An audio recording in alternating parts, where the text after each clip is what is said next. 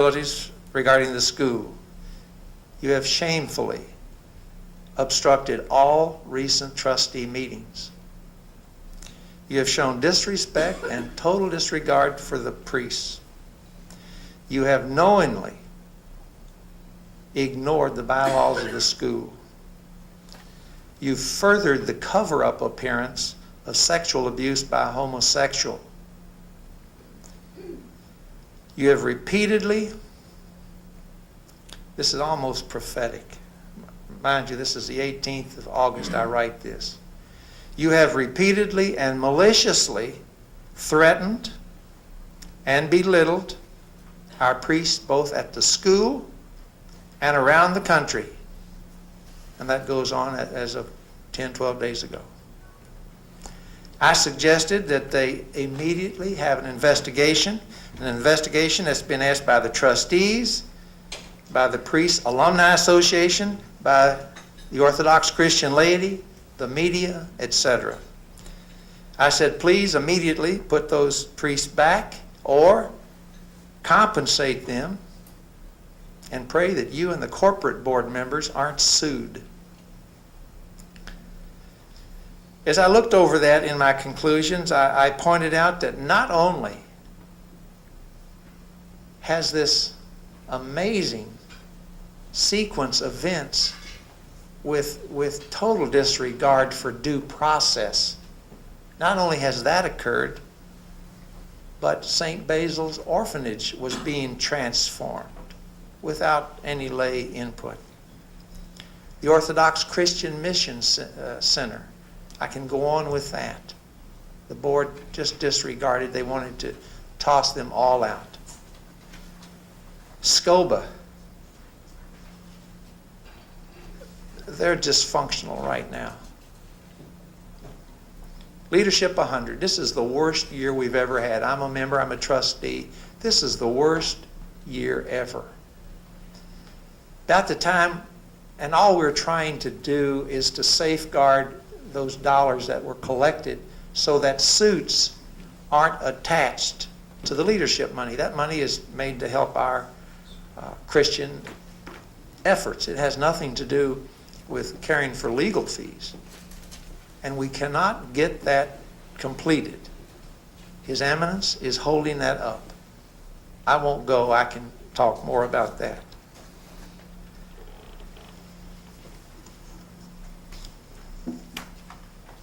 You notice that despite the charter, our archdiocese has been divided up. That's the one thing we asked, one of the two things we asked Patriarch Bartholomew. And now there are plans to divide the United States up. Initially denied, and now someone finds an outline of, I don't understand the technicalities, but they're dividing the country up into metropolitanates with allegiance now, instead of the synod locally with our archbishop, they would answer directly to Turkey.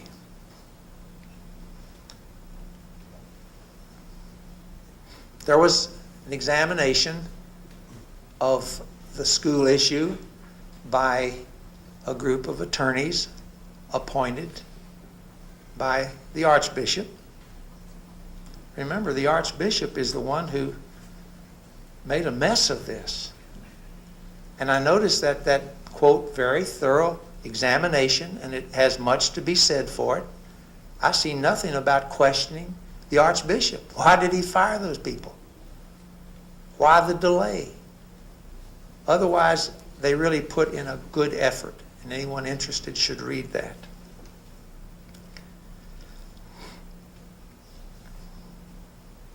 Look at our meeting tonight. How many priests are here tonight? One. How many meetings have you been to in all these years where we're concerned about the church and the priests are frightened to come? Or to put it another way, in Northeast Ohio, we insist they stay away. Think about that for a moment. Throughout all this, it seems to me that the functioning of a church has two large categories. There's the communion, or the ecclesiastical side, and there's the administrative side. Somebody has to pay the water bills and so on. Fortunately, none of our differences has to do with spiritual differences or spiritual interpretation or ecclesiastical differences. I point that out. It all has to do with administrative problems entirely, and thank the Lord for that. Now, what's to be done? Certainly, Patriarch Bartholomew has not listened to our advice. Please send us an experienced man. Please do not divide up the archdiocese. He knows that we are struggling. I haven't heard of any help that he is giving us. OCL has asked to speak with him. May I say, I've asked to speak with him. Many people have asked to speak with His All Holiness. And he's told us that he seems to be too busy to do that. Now, we know he is a busy man. He deserves some rest. But our church is at a crisis.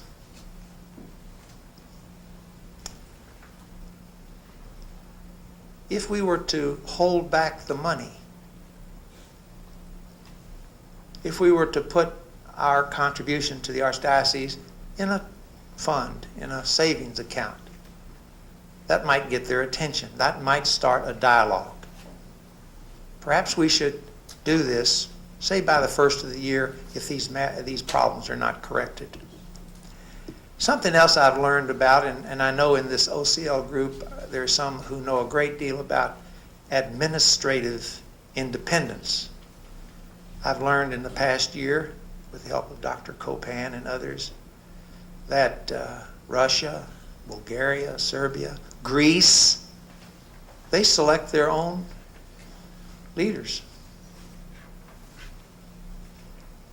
Greece financially supports the Patriarchate.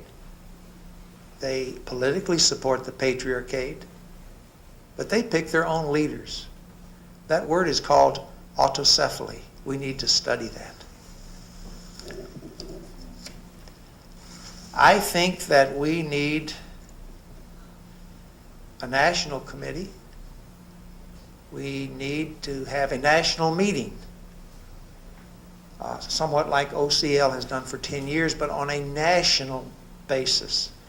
We need to discuss these problems. I understand our church somewhat. I've spent my whole life in the church, and communion number 1, number 2 is adult Sunday school class. I haven't had an adult Sunday school class for 7 months, and I regret that. I just have so many hours in the day. I know that our church is a hierarchical church.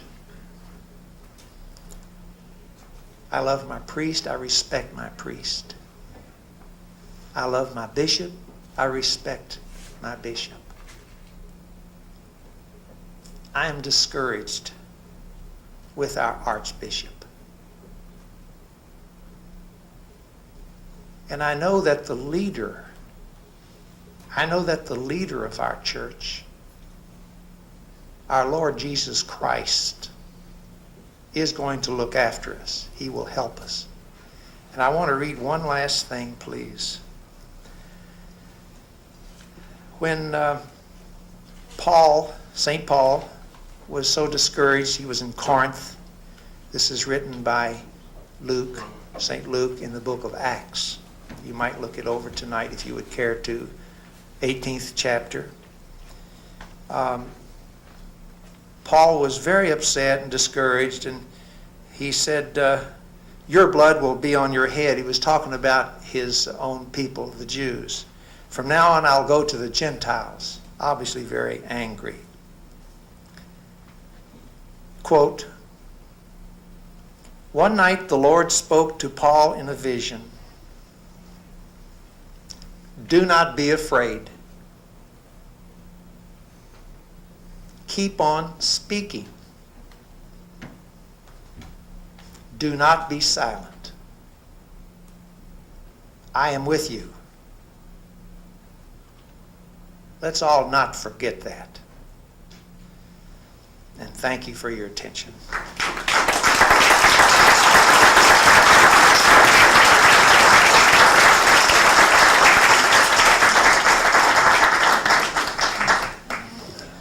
Thank you very much, Dr. Colas. As a person who's been in academia all my life, either here at UC Riverside to begin with, finally at Princeton, and then at San Francisco State, I must say that the things that really got me to thinking about the whole situation were those incidents that have occurred at Holy Cross in terms of academic freedom, in terms of the way people with tenure can be dismissed in an arbitrary fashion, and the way people can be hired to come and take their places without the appropriate search committees. Things that I'm sure many of you here have contact with academic institutions, and you know things operate according to a certain principle. And the arbitrariness with which some of these things have occurred has been very disturbing to me. I think it's been interesting to have Dr. Colas speak to us because he's a first-hand observer. We know things on second hand, but tonight we've been able to hear from a person who has been an actual participant and shared in many of these things, and I appreciate very much you bringing these concerns forward to us. The second speaker is a friend. I can speak a little bit more about the second person because I've known him for many years. Steve Angelides and I have worked for many years on the parish council at the Cathedral of the Ascension in Oakland. We've been involved in writing bylaws. We've both been past presidents of the church. We've worked on festivals. We've worked on senior citizens housing. Anything that's come down the pike, he and I have been involved with. And he's a great guy. Administrative law judge. He's a member of Voithia, not only as a board member, but also as a reporter. How many of you have had the opportunity to get to Voithia on your computers through the internet? It's very easy, voithia.com. Write it down and take a look at it. Org.org, excuse me. voithia.org. I think that they show every day how many people have been listening to or have gotten tuned into it. And we're looking like 36,000 persons. There have been 36,000 hits since that started about July 14th. So there are a lot of concerned people out there. If you have the opportunity, please take a look at that particular internet site. But I think Steve is going to speak from a little bit different perspective, a little bit more personal, heartfelt one. Not that yours wasn't heartfelt either, but he's going to talk to us from a different kind of way. So I'd like to welcome Judge Angelides now.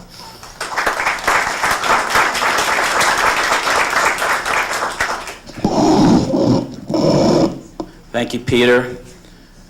Thank you, Timmy and George, for inviting me. And thank you all for coming. It takes a great deal of courage in this atmosphere simply for you to come to a meeting like this, and I applaud that. My name is Steve Angelides. I live in Moraga, California, a suburb of Oakland. I'm a past president, as Peter said, of the Ascension Cathedral in Oakland. Our priest is Father Thomas Paris, who most of you know. His son is the assistant priest at St. Sophia, and I grew up with Paul. I'm married in my Oakland days. I'll get to that. I'm married to Thalia Trigus Angelides. We have 3 children, ages 3 to 9. By day, I'm an administrative law judge. I work for the state of California. I have since 1991. Before that, I practiced law for 12 years. I'm also an adjunct professor of law at Golden Gate University in San Francisco, where I teach administrative law, which is my specialty. By night, I'm a reporter for Voithia, a 3.5-month-old internet website that reports the news about our church that the Orthodox Observer does not report.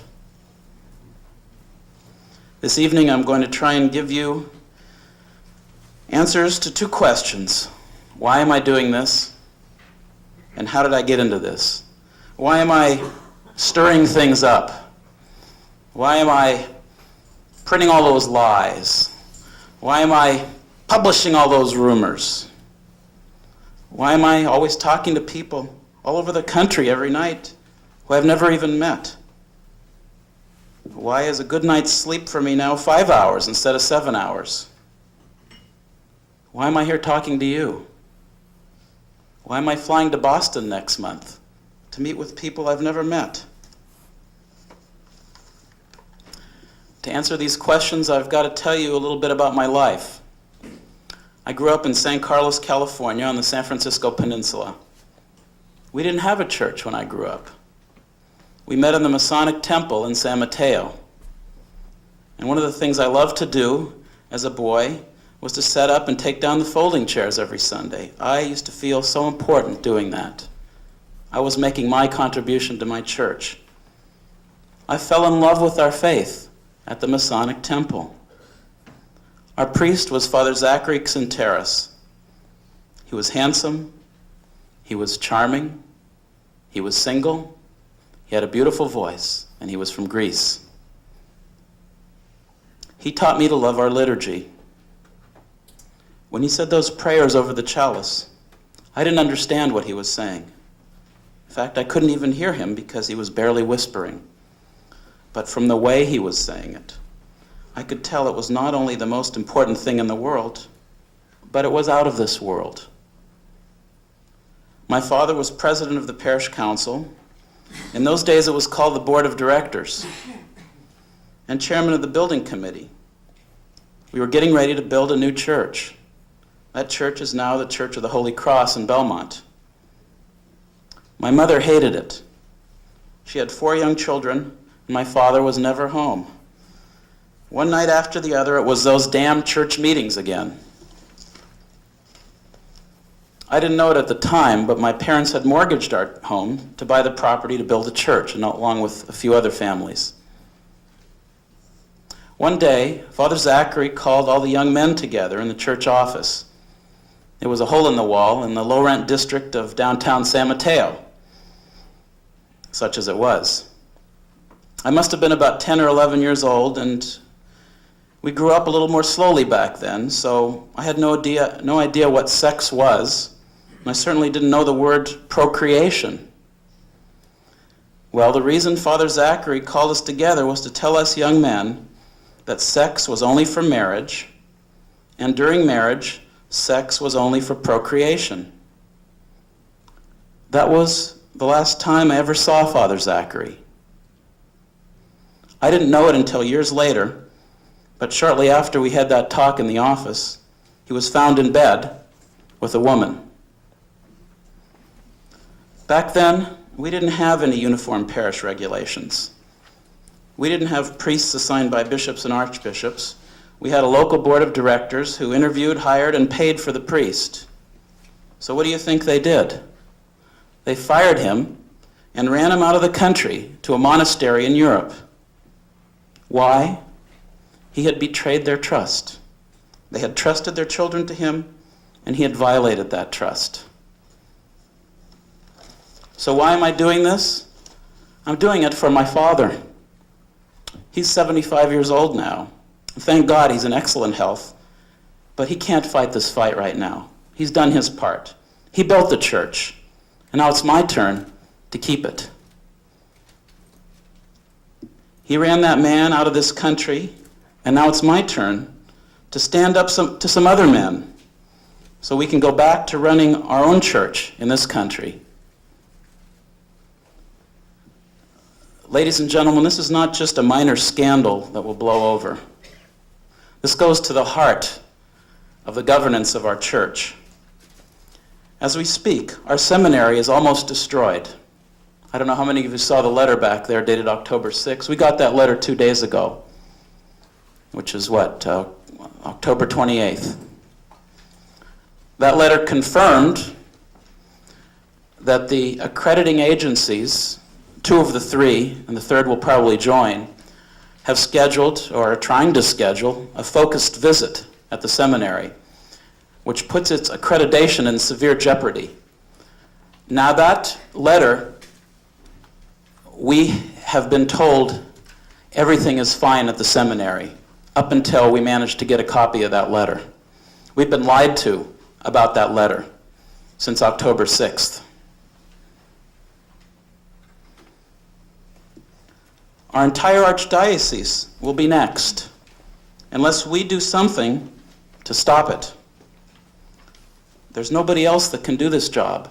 It's up to the people of God, the Laos to Theou. The Holy Spirit speaks through the Laos to Theou, and that's us. I have a 9-year-old son, Michael. He's been serving at the altar for 2 years now under Father Tom and under our assistant priest, Father Aristotle Damascus. It's one of the most important things in the world to him. One Saturday night last month, I was opening up the mail. Michael was already in bed, but not asleep. I opened a letter from Father Ari, and he had appointed Michael captain of his altar boy team. I rushed in and told Michael, "Captain," he said, "I'm captain. Yes!" I'm so excited, I'm not going to be able to sleep, Dad. I can't sleep. I'm captain. Yes! Yes! As most of you know, after the seminary firings were announced on July 1st, Father Tom was writing letters for the next 3 days, even though his oldest daughter was getting married that weekend and he was busier than he'd ever been in his life. The week after his daughter's wedding, Father Tom got a call from Archbishop Spiridon ordering him to New York the next day. Father Tom still had company from out of town after the wedding, so thank God he was allowed to postpone the meeting for a week. Our parish council president called an emergency meeting, and we got 16 past presidents together on 2 days' notice. We all signed a letter in support of Father Tom and sent it off to Archbishop Spiridon. During that week, Archbishop Spiridon also heard from clergy and laity all across the country, including some of you right here in Southern California, and I thank you from the bottom of my heart for doing that. We later found out through the chancellor of the archdiocese, unknowingly, he didn't know who he was talking to in Chicago, but it happened to be a former member of our parish council who happened to be visiting. He told him that when Father Tom was first called back to New York, the Archbishop had already made the decision to suspend him for 1 year for doing nothing other than speaking his mind about the outrageous incident at the seminary and about the homosexual conduct among clergy and hierarchs alleged in the church. He wanted that investigated because he was scandalized by that. That's why he was going to be fired for 1 year. Thank God, after Archbishop Spiridon heard from us and from Father Tom's other friends across the country, he had no choice but to back down. He bowed to pressure. I'm the one who helped draft that letter in support of Father Tom. Why did I do it? Well, for Father Tom, of course, but also for my son.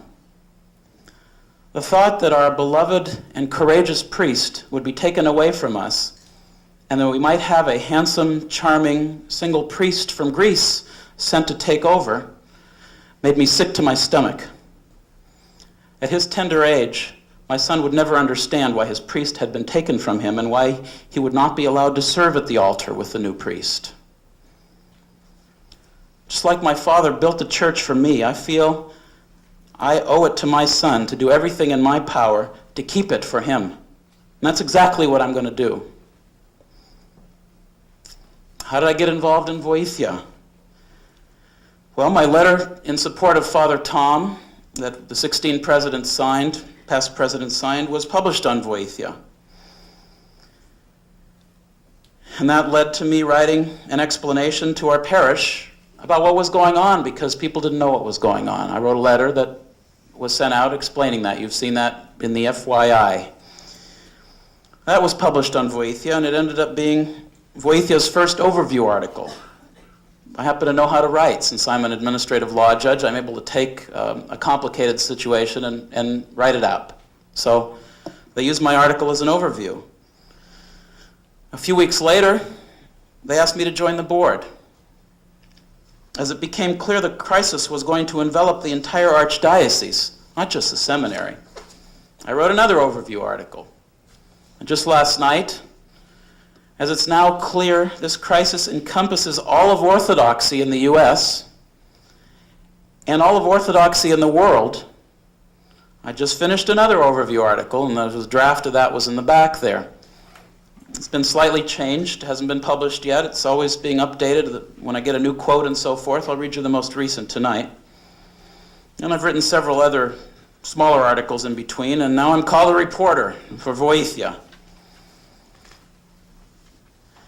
This past weekend in New York, Patriarch Bartholomew got two clear messages from the laity. The first was delivered at St. Vladimir's Seminary, the OCA seminary, where he was awarded an honorary degree by His Beatitude Metropolitan Theodosius, the head of the OCA. They exchanged prepared speeches, and everything was rather routine until the prepared speeches had been sent back and forth ahead of time so that everybody would not be surprised. They would be able to act appropriately in an academic convocation. After the prepared speeches, Metropolitan Theodosius launched into an unprepared, or at least undisclosed, speech to Patriarch Bartholomew. In all candor and in a spirit of sadness and repentance, we must admit that the witness of the Orthodox Church in American society is hampered, diminished, and even contradicted by our own divisions, our own wrong priorities, our own ecclesial inconsistency. The Orthodox faith is not intended to be a ghetto faith, a tribal faith, living within ethnic boundaries and enclosures. It is a faith for all humanity. And he went on to call on Patriarch Bartholomew to use this opportunity of his trip to help us unite in this country, as Archbishop Iakovos had done. Now you remember, that was in 1994. That was after Spiridon, who was then the Metropolitan of Italy, had come to the Clergy Laity Congress on behalf of Bartholomew and had delivered an inspiring message of Orthodox unity. Archbishop Iakovos took that cue from Metropolitan Spiridon, speaking on behalf of Patriarch Bartholomew, and he went ahead and he met with the other members of SCOBA, and they made significant progress. Not an abrupt action, a thoughtful, long-term plan to bring us all together so that we will be one for our children. Archbishop Iakovos was fired for that action. He was forced into retirement. These are not the first firings, ladies and gentlemen. The second message was delivered. Now, mind you, this is the only way we can speak. Our letters are unanswered. Our priests are silenced. The second message was delivered this Sunday at Madison Square Garden at the liturgy. It was a beautiful liturgy. I was not there. I've talked to several people who were, and that's I'm telling you this based upon what I've been told. When Patriarch Bartholomew spoke, he acknowledged Archbishop Spiridon, who he called your Archbishop for a new millennium. And in response, he got polite, brief applause. A little while later, he acknowledged the presence of Archbishop Iakovos, who was serving that day. He got a thunderous applause for 5 minutes, prolonged and sustained. It was unstoppable. He wasn't able to continue his speech. That is a vote of no confidence, ladies and gentlemen. That's the message that was sent. A slap in the face of Archbishop Spiridon, as one observer put it. Now, he's heard our messages. He's heard about the problems we're having with Archbishop Spiridon. He's heard about his help. We need his help.